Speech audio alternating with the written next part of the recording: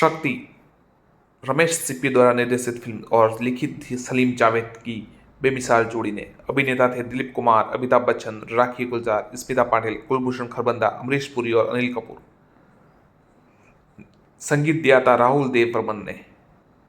इस फिल्म में पहली बार रमेश सिप्पी ने अपने घरेलू बैनर सिप्पी फिल्म्स से बाहर जाकर निर्माता मुशीर रियाज की कंपनी एमआर प्रोडक्शन के लिए फिल्म का निर्देशन किया। अपने निर्माण के दौरान ये फिल्म चर्चा में रही और फिल्म प्रेमियों में इस फिल्म को लेकर काफ़ी उत्सुकता बन गई, क्योंकि पहली बार अभिनय जगत के महारथी समझने वाले दो महान कलाकार दिलीप कुमार और अमिताभ बच्चन साथ में काम कर रहे थे। इस फिल्म का लेखन सलीम जावेद की सफल जोड़ी ने किया, जो इससे पहले रमेश सिप्पी के लिए अनेक सफल फिल्में अंदाज, सीता और गीता, शोले और शान का लेखन कर चुके थे। रमेश सिप्पी मदर इंडिया की तरह एक फिल्म बनाना चाहते थे जिसमें पिता को अपने आदर्शों के लिए पुत्र का बलिदान करते हुए दिखाया जाए। उन्होंने शिवाजी गणेशन की एक तमिल फिल्म के अधिकार खरीदकर अपने लेखकों की टीम को सलीम जावेद के साथ मिलकर उस फिल्म की कहानी को विकसित किया और शक्ति फिल्म की स्क्रिप्ट तैयार किया। शक्ति फिल्म की कहानी, पटकथा और प्रस्तुतिकरण में सलीम जावेद की पिछली फिल्म दीवार 1975 का साफ असर दिखाई देता है, जो स्वयं मदर इंडिया और गंगा जमुना से प्रेरित थी। अश्विनी कुमार एक कर्तव्यनिष्ठ पुलिस अधिकारी है। अश्विनी कुमार कुख्यात गैंगस्टर जेके एक साथ यशवंत को गिरफ्तार कर लेता है। उसे छुड़ाने के लिए जेके अश्विनी कुमार के बेटे विजय को उठा लेता है और अश्विनी कुमार से अपने साथी को छोड़ने को कहता है, पर अश्विनी कुमार ये कहकर यशवंत को छोड़ने से मना कर देता है कि चाहे उसके बेटे को मार भी दिया जाए परंतु यशवंत को नहीं छोड़ेगा। मासूम विजय अपने पिता की ये बात सुन लेता है। इसका उसके दिल दिमाग पर गहरा असर पड़ता है। किसी तरह विजय जेके के चंगुल से भाग जाता है, परंतु उसके मन में अपने पिता के लिए इज्जत और प्यार खत्म हो जाता है। वक्त के साथ साथ विजय उसके पिता की दूरियां बढ़ती जाती है। बड़ा होने पर विजय कुछ बेरोजगारी की वजह से और कुछ अपने पिता से दूरियों के कारण अपराध के रास्ते पर चल जाता है।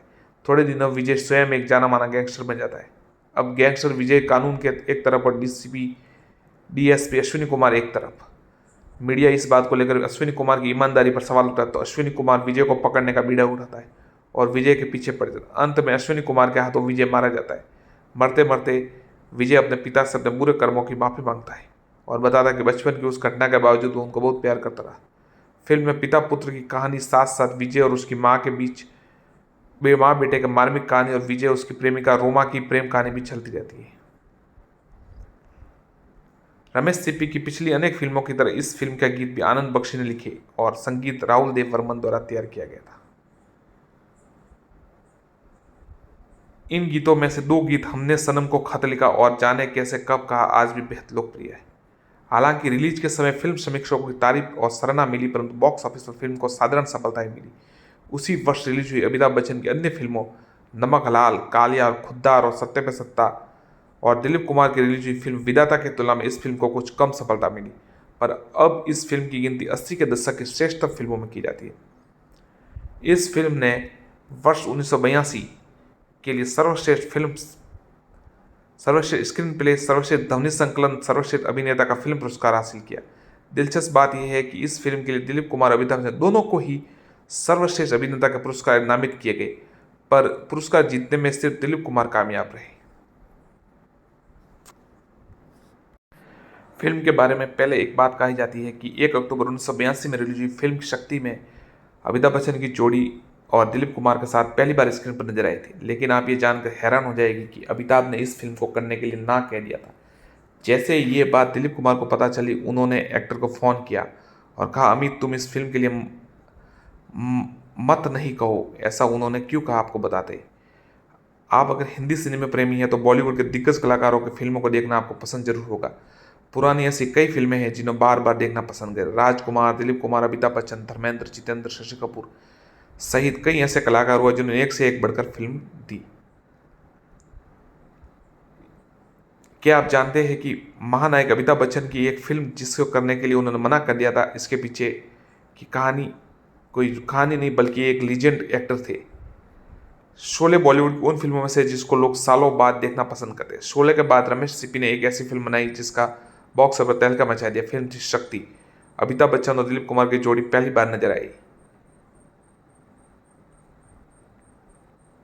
अमिताभ ने जैसे ही ये बात सुनी कि उन्होंने फिल्म को करने के लिए ना करने का मन बनाया, क्योंकि उन्हें लगा था कि वह कैसे इतने बड़े कलाकार के साथ काम कर सकते। रमेश सिप्पी को अपने दिल की उन्होंने बात बताई और फिल्म न करने का फैसला किया। जैसे ही बात दिलीप कुमार को पता चली, उन्होंने एक्टर को फ़ोन करके कहा, अमित, तुम इस फिल्म के लिए मत नहीं कहो, मैं तुम्हारे साथ फिल्म करना चाहता हूँ और तुमसे बहुत कुछ सीखना चाहता हूँ। दिलीप कुमार के मुंह से सुनी ये बातें अमिताभ की आंखें नम हो गई और फिर वह फिल्म को ना नहीं कह सके। फिल्म में उन्होंने दिलीप कुमार साहब के बेटे का किरदार निभाया है। अमिताभ ने वे एक इंटरव्यू में उन्होंने बताया कि वो दिलीप कुमार की आंखों में देखते तो संवाद भूल जाते। दिलीप कुमार की आंखों में न जाने क्या जादू था कि बिग बी तक गड़बड़ कर जाते। फिल्म के अगर बजट की बात करें तो फिल्म का budget production company MR production से होता, वितरक एमआर प्रोडक्शन थे। बजट 3.5 करोड़ अनुमानित था। बॉक्स ऑफिस जो फैसला था वो औसत था। पहले दिन का कलेक्शन 6 लाख, दूसरे दिन का 19 लाख, तीसरे दिन का 32, पहले सप्ताह जो था 32 लाख। भारत का life time net collection 4 crore था और ग्रॉस कलेक्शन 8 करोड़ था। फिल्म उस समय औसत साबित हुई, पर बाद में इसे काफ़ी पसंद किया गया और इसकी दोनों अभिनेताओं की एक्टिंग की काफ़ी तारीफ की गई। केमिस्ट्री और टैलेंट से स्क्रीन पर धमाल मचाने वाली मशहूर जोड़ियां फिल्मी दुनिया में अक्सर देखी जाती रही है। 1982 की फिल्म शक्ति में, जिसमें महान अभिनेता अमिताभ बच्चन और दिलीप कुमार ने अपने शानदार करियर में पहली और एकमात्र बार अभिनय किया था, ऐसी ही एक असाधारण और ऐतिहासिक टक्कर थी रमेश सिप्पी की फिल्म शक्ति, जिसमें 2 ए लिस्ट अभिनेताओं ने अभिनय किया था। सिनेमा में एक अभूतपूर्व उपलब्धि थी। उनके शानदार प्रदर्शन के बावजूद फिल्म में अमिताभ बच्चन के कई समर्पित प्रशंसकों को थोड़ा निराश महसूस किया, क्योंकि उन्हें लगा कि दिलीप कुमार की प्रभावशाली उपस्थिति उनके लिए भारी पड़ गई। ये लेख शक्ति में जटिल रिश्तों पर प्रकाश डालता है, जिसमें इन 2 महान अभिनेताओं की ऐतिहासिक मुलाकात का पता लगाया गया। कथित करण के कई कारणों की जांच की गई। निस्संदेह भारतीय सिनेमा के इतिहास में 2 सबसे अधिक पहचाने जाने वाले और प्रभावशाली अभिनेता अमिताभ बच्चन और दिलीप कुमार है। 1970 के दशक में बच्चन ने बेजोड़ स्टारडम हासिल किया और स्क्रीन पर रूढ़िवादी एंग्री यंग मैन की छवि को फिर से परिभाषित किया। दूसरी ओर दिलीप कुमार एक अनुभवी अभिनेता थे, जो अपने सूक्ष्म अभिनय और करिश्माई उपस्थिति के लिए जाने जाते थे, जिससे उन्हें ट्रेजेडी किंग का उपनाम मिला। जब ये बात पता चला कि शक्ति पर एक साथ काम करेंगे तो पूरी इंडस्ट्री में चिंता और उत्साह फैल गया।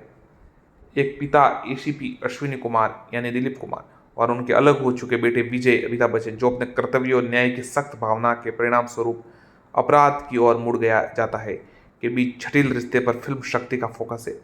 फिल्म नैतिकता, पारिवारिक मूल्यों और व्यक्तिगत नैतिकता और सामाजिक दायित्वों के बीच संघर्ष की पड़ताल करती है। जैसे जैसे कहानी आगे बढ़ती है, इन 2 करिश्माई अभिनेताओं के बीच बातचीत केंद्र स्तर पर आ जाती है, जो दर्शकों को एक तीव्र भावनात्मक संघर्ष से रोमांचित करती है। दोनों अभिनेताओं की अलग अलग अभिनय शैली इस धारणा के प्राथमिक कारणों में से एक थी कि शक्ति में अमिताभ बच्चन को नज़रअंदाज किया जा रहा है। दिलीप कुमार, जो अपनी विनम्रता और भावनात्मक सीमा के लिए प्रसिद्ध थे, अक्सर शुष्क चेहरे के भाव और संयमित गतिविधियों के माध्यम से जटिल भावनाओं को व्यक्त करते हैं।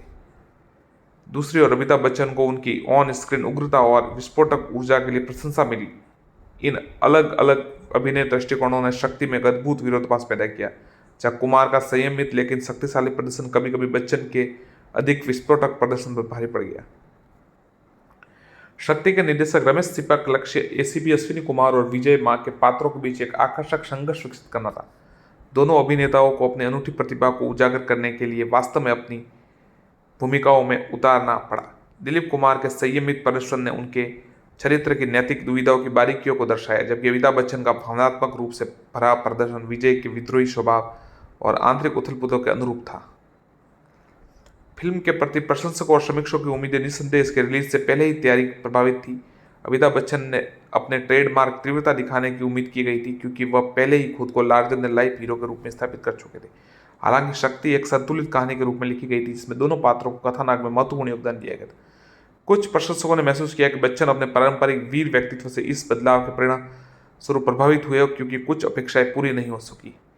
कोई भी फिल्म शक्ति के महत्व और प्रभाव पर विवाद नहीं कर सकता, भले ही इसमें अमिताभ बच्चन की छाया थी या नहीं। इस पर विरोधाभासी विचार हो सकते। भारतीय सिनेमा में एक महत्वपूर्ण मोड़ पर 2 दिग्गज अभिनेताओं के बीच ऑन स्क्रीन संघर्ष था। शक्ति ने प्रदर्शित किया कि ये 2 दिग्गज सुर्खियों को साझा करने के लिए कितने इच्छुक थे, जिसके परिणाम स्वरूप फिल्म देखने का अनुभव इतिहास में दर्ज किया गया।